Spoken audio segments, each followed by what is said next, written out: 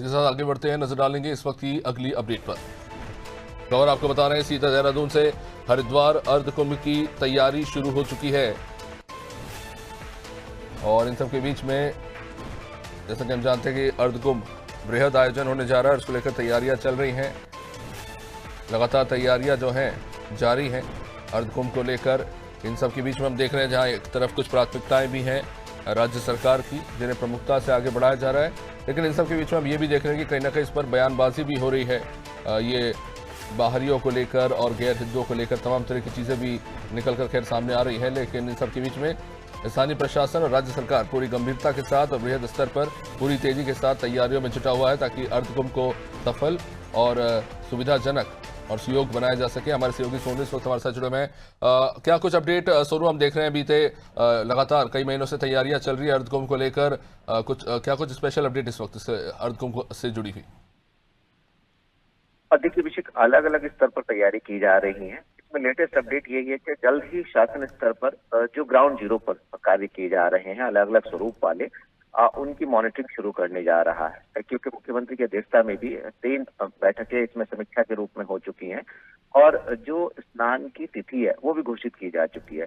जो मेलाधिकारी हैं उनके स्तर पर जिला प्रशासन, मुख्य विकास अधिकारी और पुलिस प्रशासन के साथ एक एक्शन ऑफ प्लान बनाया जा रहा है कि किस तरह से यातायात प्रबंधन तंत्र जो है वो सुव्यवस्थित किया जाएगा। इसके साथ साथ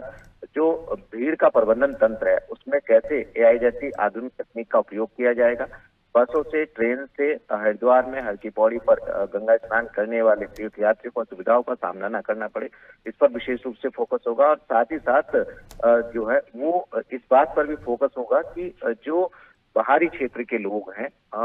जब भीड़ ज्यादा होगी तो उनमें अराजक तत्व शामिल ना हो सके, इस पर भी पुलिस प्रशासन एक रणनीति तैयार कर रहा है। माना यह जा रहा है कि आने वाले समय में जब शासन स्तर पर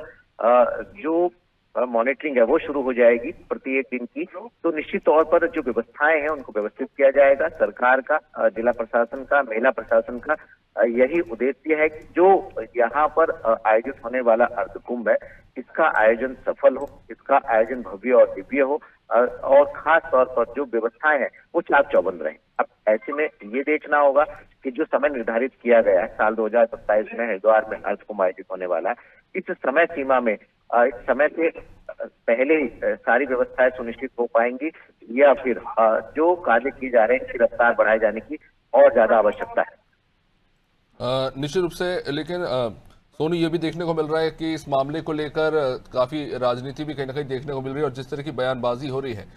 खासतौर से एक नई मांग जो उठी है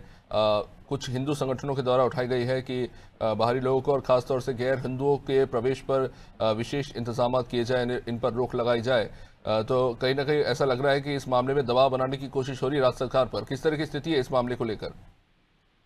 देखिए अभिषेक, ये बात बिल्कुल सही है और ये अहम सवाल भी इसलिए हो जाता है क्योंकि बड़ी संख्या में जो श्रद्धालु हैं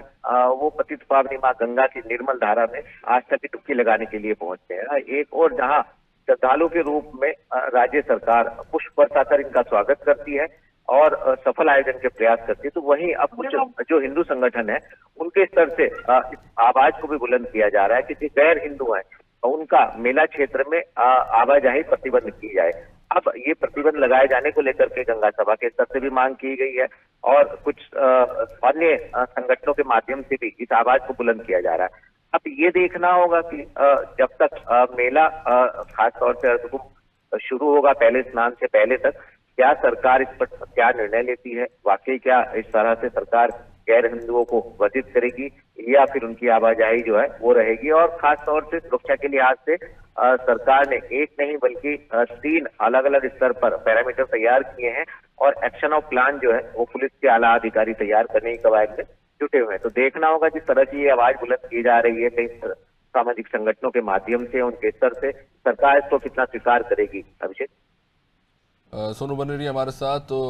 अर्धकुंभ को लेकर बृहद स्तर पर तैयारियां चल रही है, तमाम जो जरूरी पहलू हैं उनको लेकर काम हो रहा है।